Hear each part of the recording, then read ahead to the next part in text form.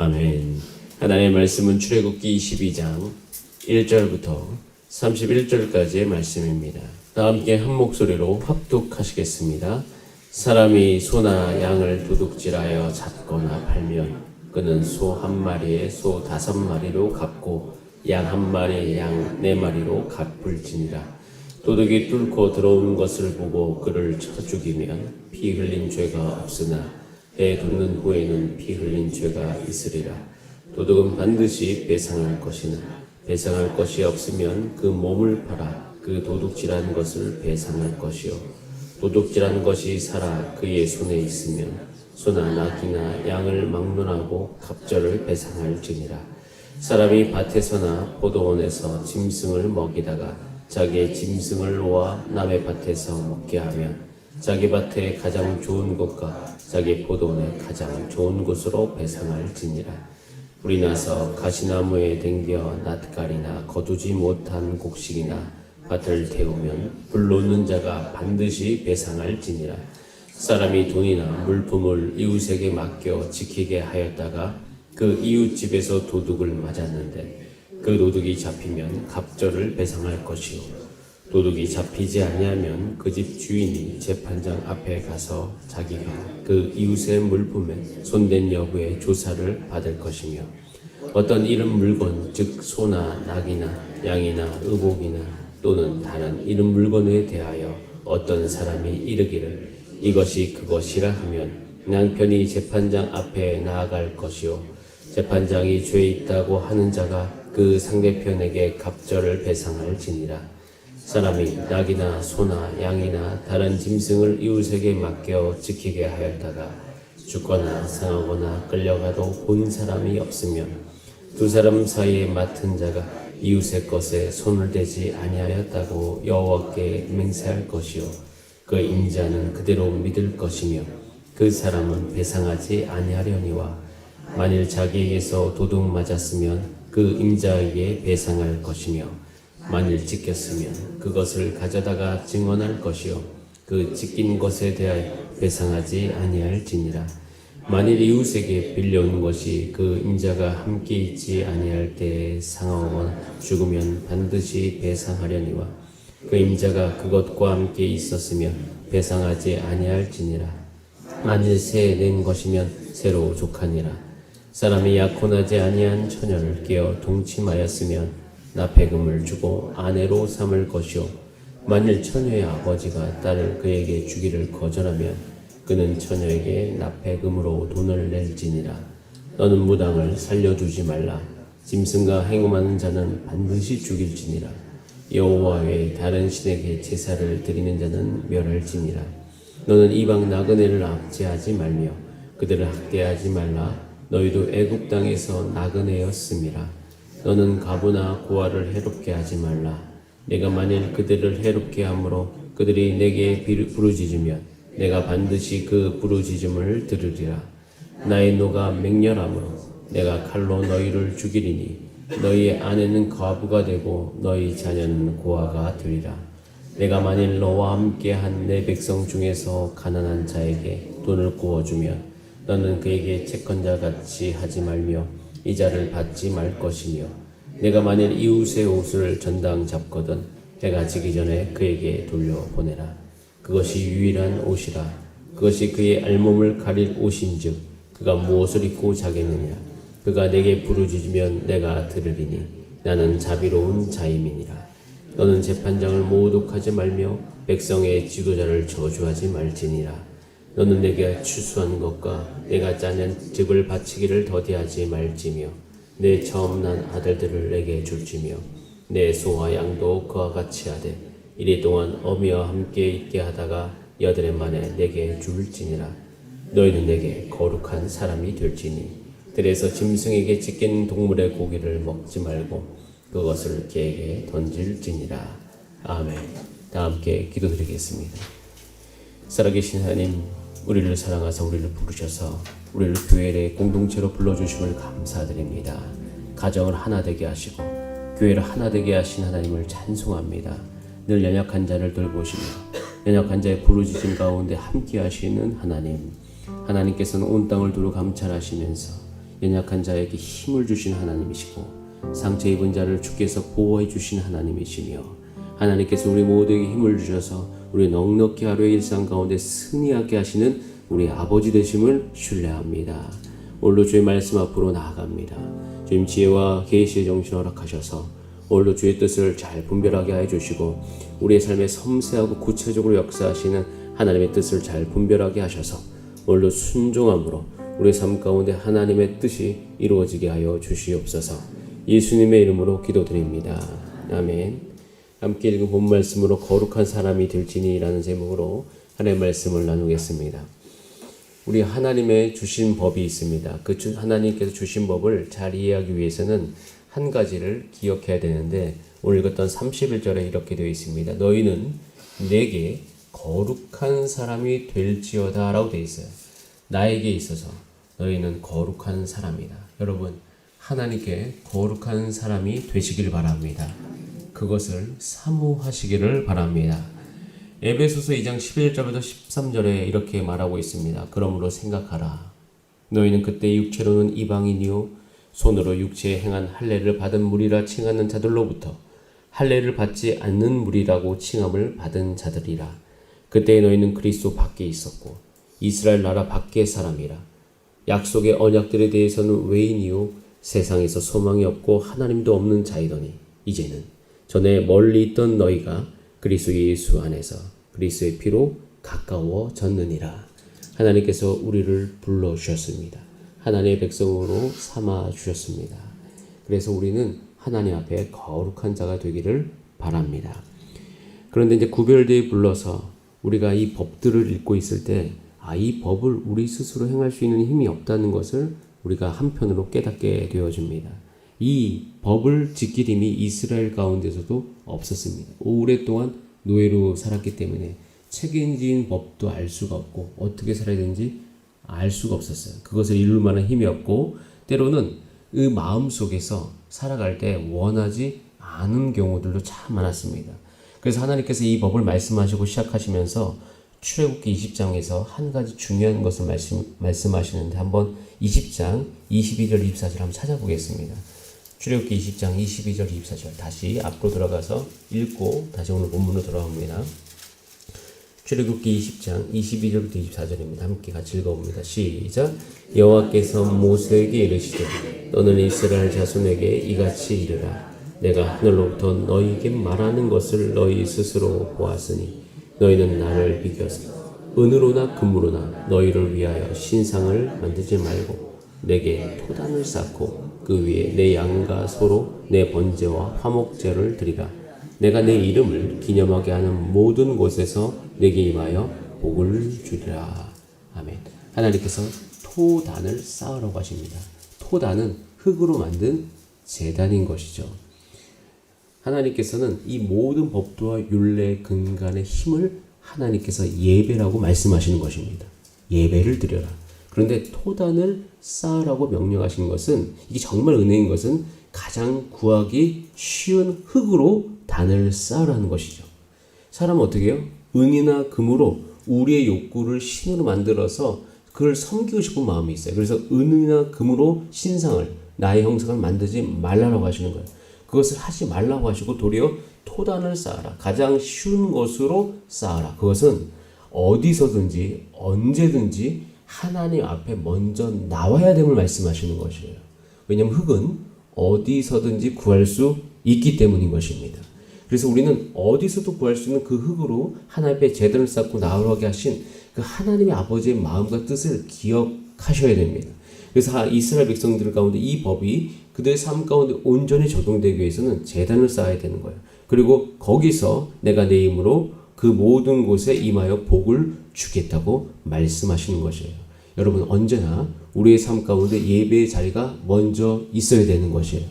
예배 드리는 사람이 이 법을 행할 수가 있는 것입니다. 그래서 하나님의 법이 우리 삶 가운데 적용되어지고 거룩한 삶이 되기를 원하시는 여러분들께서는 무슨 상황이든 간에 그곳에서 제단을 쌓는 여러분 되시기를 바랍니다. 거기서 모든 것이 시작되는 거죠. 우리의 삶에 문제가 있을 때 그래서 우리가 가장 먼저 해야 될 것은 제단을 쌓는 것입니다. 거기에 하나님의 복이 흐르는 것이에요. 오늘 여러분의 삶 가운데 제단을 쌓아야 될 영역이 무엇인지를 생각해보고 오늘 여기서 지금 토단을 쌓으시는 여러분 되시길 바랍니다. 그러면 그 마음으로 이제 오늘 읽었던 법들이 이해되어지고 적용이 되어집니다. 오늘 읽었던 본 말씀 22장 1절부터 15절은 배상에 관한 것이에요. 그러니까 도둑질에 대해서 또 이웃에게 빌려온 것, 이 모든 것에 대해서 어떻게 배상해야 될지, 그리고 그 배상의 그 규모가 갑절, 3배, 5배 정도 배상하는 것들도 존재하는 것을 알려줍니다. 이 하나님께서는 이스라엘 백성이 노예로 살았기 때문에 이 소유에 대한 개념이 이제 완전히 사라졌죠. 그리고 소유물에 대한 이것을 서로 간에 어떻게 써야 되는지를 모르는데 하나님께서는 그 모든 상황 속에서 그 공동체 안에 각 사람의 경계를 정해 주십니다. 하나님께서는 공동체를 세우기를 간절히 원하시고 이 법들을 통해서 한 개인만 세우는 것이 아니라 이스라엘 전체가 하나님 나라 되게 해주시는 것인데 이 모든 원리에서 가장 중요한 행동은 배상하는 것이에요. 그럼 배상이라는 것은 각자가 자기의 어떤 행위에 대해서 책임을 지는 것을 이야기하는 것입니다. 그럼 여러분 노예는요 책임지지 않습니다. 노예는 책임질 일이 없어요. 왜? 자기 것이 없으니까. 그런데 자유인은 내가 해방된 사람은 책임을 지는 것이에요.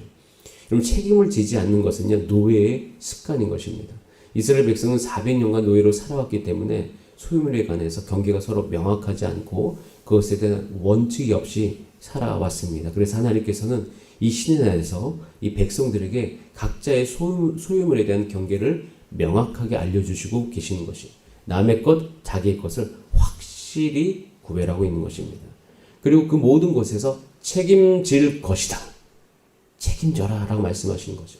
그리고 책임질 수 없는 지금의 현실이라면 거기서 사실 토단을 쌓으면서 하나님의 방법을 그곳에서 하나님 앞에 물어야 되는 것이에요. 욕심을 내려놓든지 아니면 내가 의의 길을 정말 가고 싶으면 거기 하나님께서 그 길을 보여주셔서 지혜가 임하여서 그 길로 갈 수 있도록 하나님께서 인도하실 것이에요. 그래서 책임지게 하시는 거죠. 토단을 쌓는 우리에게 책임감 있고 책임을 질 수 있는 인생으로 인도하고 계시는 것입니다. 하나님께서 이스라엘 백성들을 그렇게 인도하셔서 그곳 가운데 하나가 되게 하신 거예요. 그 이후에 이제 도둑범에 관해서 22장 16절부터 31절까지 쭉 기록되어 있습니다. 굉장히 세부적으로 또 세부적이긴 하지만 또 모든 것을 다 다루지는 않았어요. 근데 이 모든 것이 결국엔 공동체를 세우기 위한 것인데 그곳에서 반드시 없어져야 될 것들 몇 가지를 언급하는데 그것은 이제 죽여야 되는 거죠. 18절에 무당을 살려두지 말아라라고 말씀하십니다. 그러니까 하나님의 법이 아닌 애굽의 법으로 주술하는 자들, 그 법을 말하는 자들, 점성술사, 애굽의 예언가들. 그러니까 애굽의 노예로 400년 동안 살았기 때문에 애굽의 영향을 받았던 사람이 분명히 있습니다. 애굽의 영성을 지나가지고 뭔가 이 시대, 이 상황 가운데 뭔가 그들에게 이상한 이야기를 할 수 있는 그 애굽의 신화를 믿는 자들, 애굽의 법으로 예언한 자들 그곳에 있었습니다. 그 사람은 어떻게 하면 안 된다? 살려두면 안 된다는 것이에요. 하나님의 말씀, 하나님의 법이 지금 이 모든 공동체 안에 강력하게 적용되어 있는데 그걸 방해하는 자들을 제하라는 것이에요. 그것이 필요하다. 그 다음에 19절에 보면 짐승과 행음한 자는 반드시 죽일지니라. 그때 이 성적인 이 욕구, 잘못된 어그러진 행음하는 자들을 반드시 죽여야 되는 거죠. 하나님의 자녀의 섭리를 부정하고 쾌락의 노예로 살아가고 있는 모든 사람들을 하나님께서는 그 공동체 가운데 엄격하게 금하십니다. 하나님의 창조의 질서를 무너뜨리는 것이죠. 에덴이 회복되는데 그들이 모든 것을 방해하고 그 모든 것을 흐리게 하는 행위는 강력하게 하나님께서 그 공동체 안에 제할 것을 말씀하십니다. 그러면서 20절에 여호와 외에 다른 신에게 제사를 드리는 자도 멸할지니라. 그러니까 여호와 외에 다른 것을 섬기는 그 모든 애굽에서의 습관을 완전히 제거하기를 원하십니다.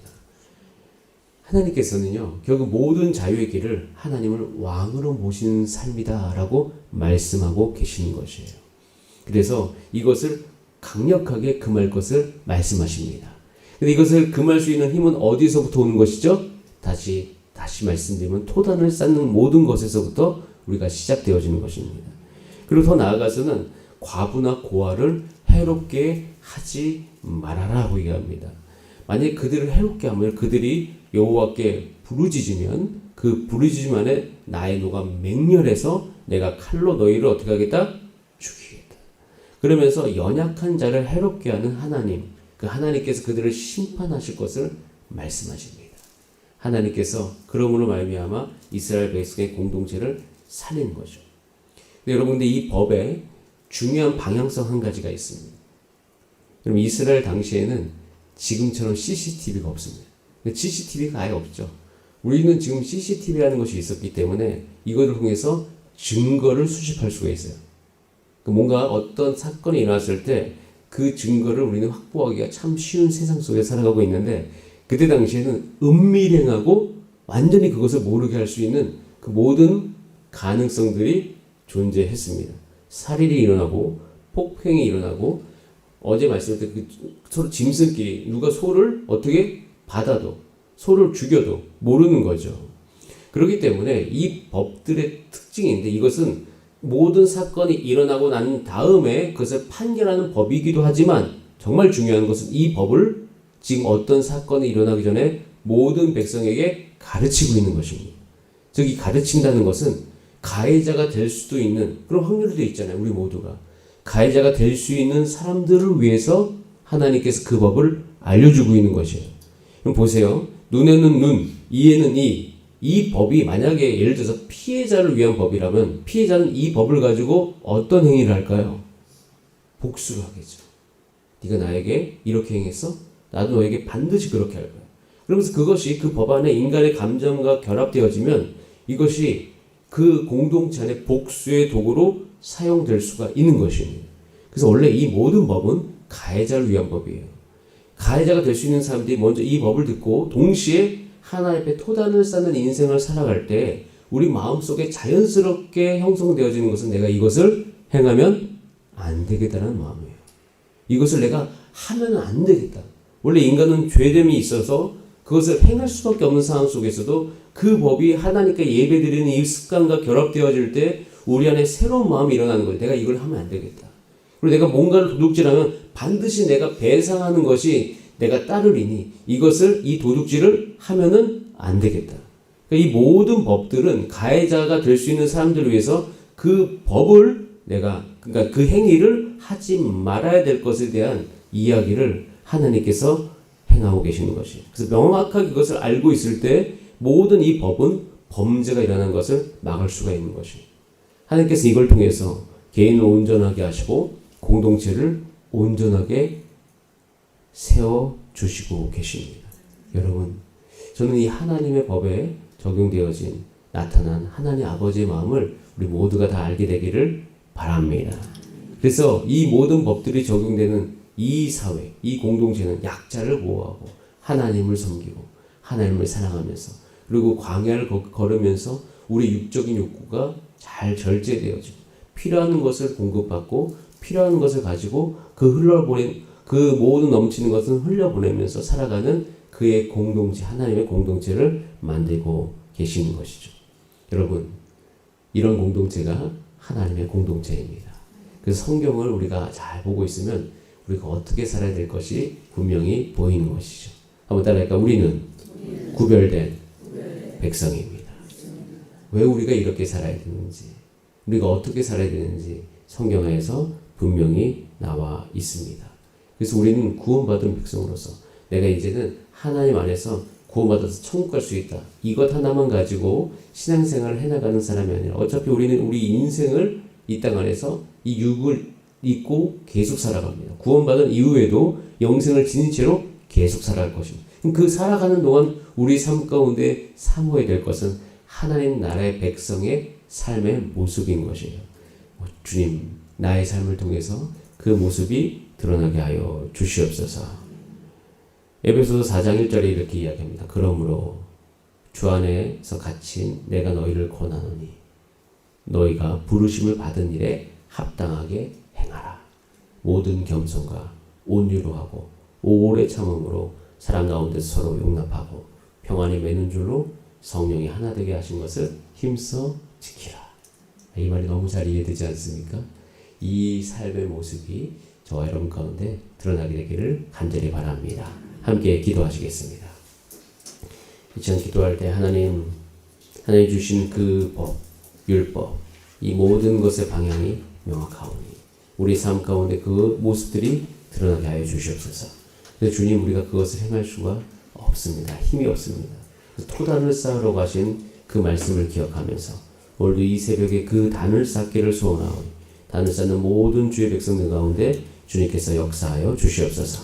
우리 다 함께 주여 한번 부르신 다음에 합심으로 기도하시겠습니다. 주여